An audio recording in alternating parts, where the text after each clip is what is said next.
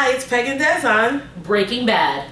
So this episode is honestly one of my favorite Breaking Bad episodes ever. So much happens in this episode. It is good. We see Jesse, Hank start to have a conversation about what's been going on.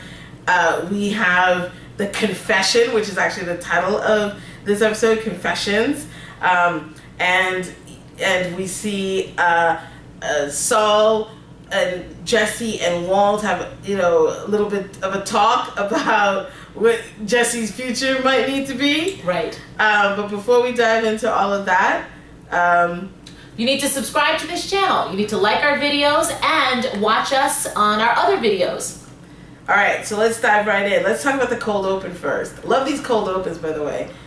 This one we see Todd and his Nazi racist uncles and family. A lot of foreshadowing here. Which is probably, it seems to be pretty much right after they've gotten rid of Declan and gang. And Todd is bragging about this fantastic adventure that he was on where he and Mr. White, he says Mr. White and Jesse robbed a train of their methylamine and with no one being none the wiser. Right. Loose lips really sink ships. I mean, this is how all of the drug empires come down, because there's so many people that you have to involve once the operation gets to be a certain size, but not everybody has the same code of keeping your mouth shut, because as we see, Todd is telling this story to two people who don't need to know this information whatsoever. I mean, this story is all about me being braggadocious, and if you pay attention, the uncles were receiving the information, but it wasn't like they were just saying, oh, that's an interesting story, whatever. Right. It was like they were very purposely curious about what that whole situation was about. Yeah. And we also see Todd outside on the telephone with Mr. White. Yeah, updating Mr. White on the state of the business. But why He didn't know Mr. White hadn't asked him about the state of the business. I think that this is a sign that the beginning of the end for Walt. He has loose ends dangling all over this joint. He's got, Hank is realizing who he is. Jesse's wilding out and getting himself arrested and questioned. You got Todd in one corner telling people about stuff that they've pulled, which directly ties him to the drug business. But real name, too. Right. Real name. Right. Your government. Right. So Walt is in a whole heap of trouble here. So next we see the conversation between Hank and Jesse where Hank basically says to Jesse, look, we can help each other here. I'm sure you were angry at Mr. White. I'm angry at the guy too, and we can get him together. Right. But the thing is that Hank has really some nerve. Because not a few months ago in Breaking Bad time, Beat the crap out of him. Hank beat the spit out of Jesse. Jesse quickly realizes, one, based on the fact that you're talking to me and you have nobody else in the room, right. Jesse realizes two things. One, you have no evidence, because the way you're talking to me, you're asking me for too much help, and I have no reason in the world to help you with anything, considering you beat me down a few months ago. And then two, Jesse realizes Hank has not told the rest of the DEA, because no one else is in the room for questioning, which is very odd. Right. Jesse is a person who understands what it means to be questioned, and so he knows what this behavior is like. Right. So Jesse knows that Hank has no leverage. Right. And so he basically climbs up because he's like, I'm not trying to work with you. I'm trying to help you. Not saying Screw a word. You. Not saying a word. Which is reasonable. It's a reasonable response. So next scene we see Walt saying to Skyler, look, this is the only way. And he starts to confess on camera. And I was like, oh, shit. When Skyler said, are you sure you want to do this? I was like, right, Walt, are you sure you want to do this? Right. I mean, are we going to let it all fall apart over a videotaped confession? Here's the interesting thing about this show. You've been identifying with Walt the entire time, right? Like, I think everyone who's been watching Breaking Bad has been kind of on Walt's side. We never really wanted him to get caught. But we've now seen that Walt is pretty much a monster. Yes. And so it's kind of an interesting feeling where I still am like, wait, what are you doing? We'll get caught? But then I'm like, wait, what? He should get caught. But it's horrible. You know what? I think that's interesting, because I completely agree with you. As Walt, over the course of this show, his behavior, of course, becomes increasingly worse. It's the whole concept of Breaking Bad. Right. But as you engage in one behavior after another, one incremental incident after another, your moral compass changes as the behavior changes, and you begin to rationalize those behaviors. And as a viewer, I'm rationalizing with him. I'm like, it started out, I needed a little medical treatment. Then I need a little bit more money for this purpose, and I have to, for my family, and I've got to be able to do this in order to make this happen. And this is just this time. It just shows how quickly and easily you can slide down that slope and end up being, like Jesse calls him, the devil. Well, I think that's the whole point of the show. Everybody can break bad. Yes. Everybody can break bad. It's in all of us. Yes. And here's an example of a guy who starts out as a regular guy, as a teacher, good guy his whole life, who becomes a drug lord murderer. You too have the murder in you. So, all right, so next we see, really honestly, one of my favorite scenes ever on this show, which is the most awkward dinner ever between Hank and Marie and Walt and Skyler. Right. And basically, I think it's almost like a summit. It's kind of like, look, Hank and Marie are like, look, we know what you guys have been doing. Right. We're on to you. What are we going to do here now? And Walt and Skyler are like, we know you guys are on to us, but there are other considerations, namely our children and the fact that Walt is dying. Back off. Right.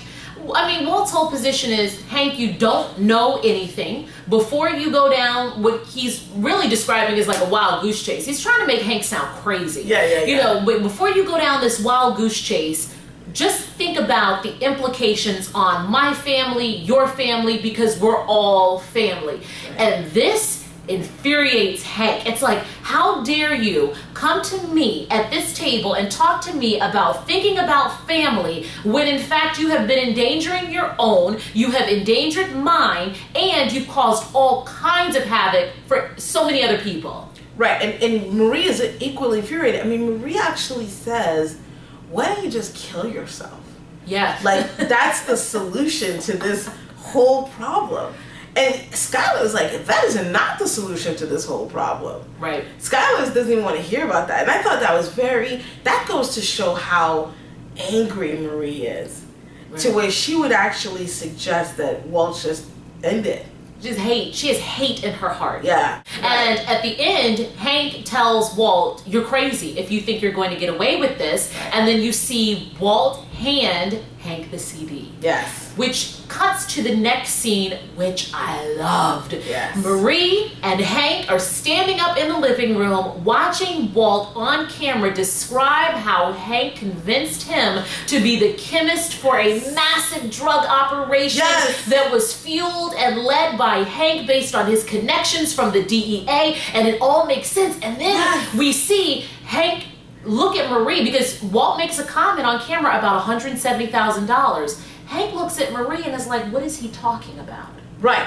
I mean, it's a great scene because we saw the confession start and we're like, confession, ho. Now we see that it's not a real confession. It's a burying of Hank. I'm going to set you up. It's a setup. Right. And yes, so Marie has to admit to Hank that she accidentally aided and abetted this setup by accepting that $170,000 for his treatment. And Hank is like, oh Lord. That's the nail in the coffin, because earlier in the scene, we see Hank express some serious concern over going to the DEA right away. Because Marie's whole thing is, go to the police right now, tell them everything you know about Walt. And Hank is like, I can't do that. For two reasons. One, he's my brother-in-law, and I've been around him for an entire year, and I've supposedly been investigating this for a whole year. When I go to the DEA about this, I'm going to have to resign. That's the first thing. And then the second thing, I don't have any physical evidence. I have nothing to present. And Marie's whole thing is, well, if you don't do it first, and they find out about him, you could be implicated. But well, now we see, I mean, in this episode, we see how easily he can be implicated. Very easily. Because Marie didn't help by accepting the drug money. So you can see they look defeated, and Walt feels pretty confident. You know, he goes to Skylar and he says it worked. Right? Next thing we see is Jesse's out of jail, Saul's gotten him out, and they're having a conversation about Jesse's future. And Walt goes in again. We started with the manipulation, and he goes, "Look, you need to start a new life. I think it's in your best interest. What do you love? Get out of here. Leave this all behind. You're a young kid. You got money. You have opportunity. Just go somewhere." Never mind that Jesse is suffering from PTSD. Yes. Right? Like all the money in the world, all the relocation in the world, this kid is as broken as a human being Yes. could possibly be. Yes. And Jesse is fed up. At that moment, Yes. he loses it. He's like, stop working me. Right. You've been working me ever since we have been working together. Just tell me the truth. Tell me That you need me out. Right. Just say it. If you say it, I'll do it. But you won't be able to work me like you've worked me. And it's almost like he's personally insulted at this point. And I thought it was interesting because he was going to, let Hank off the hook at this point. I'm sorry, let Walt off the hook. He was saying, "I'll go. I won't talk to Hank if you just are honest with me for once and treat me like an adult and treat me like a human being and stop manipulating me." And Walt won't do it. the only answer Walt has to that is to hug Jesse. That's it. And it was a very interesting hug because, I do think that in his own twisted way, Walt does care about Jesse. I do think believe that.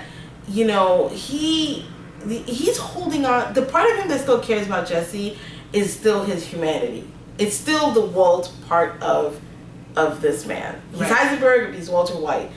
And he doesn't want anything to happen to Jesse. He wants around the picture. He said he doesn't have to do anything to Jesse.